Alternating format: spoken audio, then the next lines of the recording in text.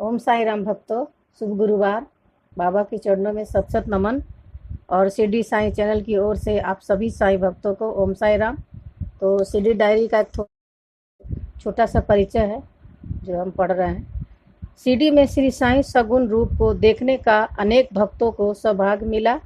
इसमें से एक अमरावती के सुप्रसिद्ध वकील श्री गणेश श्री कृष्ण खापाड़ले थे, जो उन दिनों देश की राजनीतिक में भी सक्रिय थे। श्री खापाड़ले सन 1910 से लेकर 1918 में बाबा की महासमाधि पर्यंत 5 बार शिरडी गए और बाबा के निर्देश के अनुसार कुछ दिनों से लेकर कुछ महीनों की अवधि तक उनके प्रत्यक्ष संपर्क में शिरडी में रहे।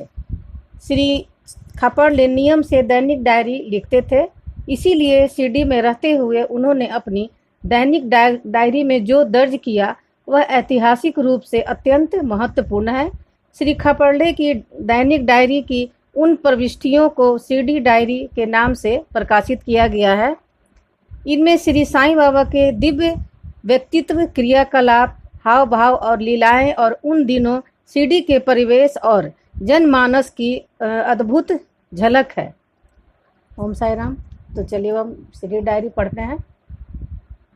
19 दिसंबर 1911 सुबह मैं जल्दी उठ गया, तरोताज़ा महसूस किया, प्रार्थना की और हर तरह से बेहतर लगा। जब मैं अभी पूजा कर ही रहा था, साईं महाराज बाहर निकले, इसीलिए मैं उनके दर्शन न कर सका। बाद में मैं मस्जिद गया और उन्हें अत्यंत आनंद भाव में पाया। उन्होंने कहा कि एक अमीर आदमी या जिसके 5 लड़के और 1 लड़की थी, इन पांचों ने पारिवारिक संपत्ति का बंटवारा कर दिया। 4 लड़कों ने तो चल और अचल संपत्ति में अपना हिस्सा ले लिया। 5वां लड़का और लड़की अपने हिस्से का अधिकार नहीं ले सके। वे भूखे घूमते रहे और साईं बाबा के पास आए। उनके पास रत्नों से भरी 6 गाड़ियां थी। लुटेरे 6 में से 2 गाड़ियां ले गए, बाकी 4 को बरगद के पेड़ के नीचे खड़ा कर दिया।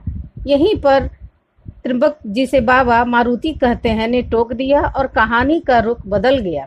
दोपहर की आरती के बाद मैं अपने ठिकाने पहुंचा, खाना खाया और दरवेश साहिब के साथ बातचीत करने बैठा। वे बहुत ही भले व्यक्ति हैं। बामन राव पटेल आज चले गए। दोपहर में राम मूर्ति बुआ आए। भजन के दौरान वे बहुत नाचे कूदे।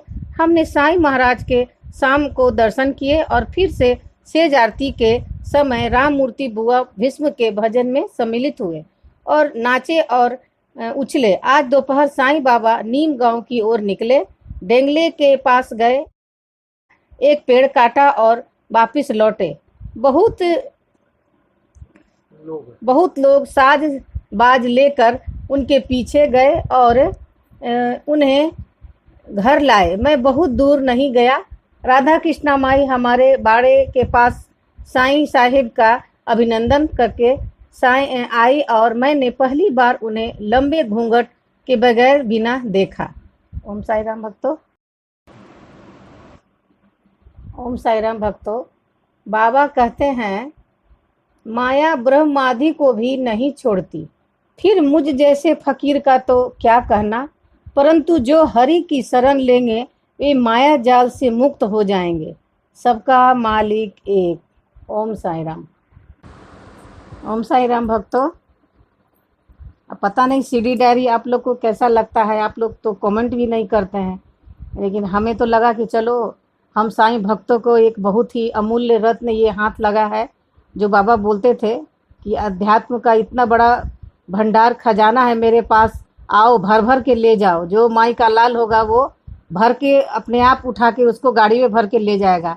लेकिन अब जो माया जाल में फंसा हुआ है, जिसको भाई मांगने जाते हैं शिरडी, बाबा ये दे दो वो दे दो, बाबा उससे हमेशा वो नहीं चाहते थे। वो चाहते थे कि भक्त मेरे करीब आए, मुझको जाने समझे और अध्यात्म को मतलब मांगे कि वो इतना बड़ा खजाना है कि वो कभी ख़त्म ही नहीं होगा।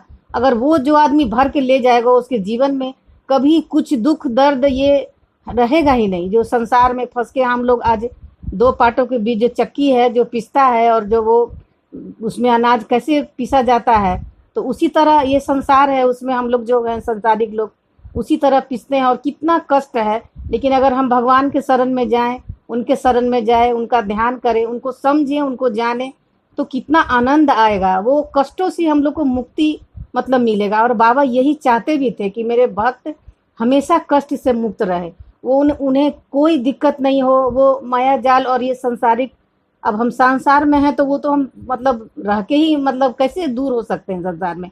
जो हमको मिला है इतना नाता रिश्ता वो तो निभाना ही है, लेकिन उसी में रह के हम अपने भगवान को अगर दिन रात दिल में धारण करें, उनको याद करें, तो ये इससे हम मुक्त हो जाएंगे और जरा भी हमको कष्ट नहीं होगा। बाकी तो बाबा हैं ही संभालने के लिए हम लोग को, उनके बच्चे हैं हम। ओम साई राम।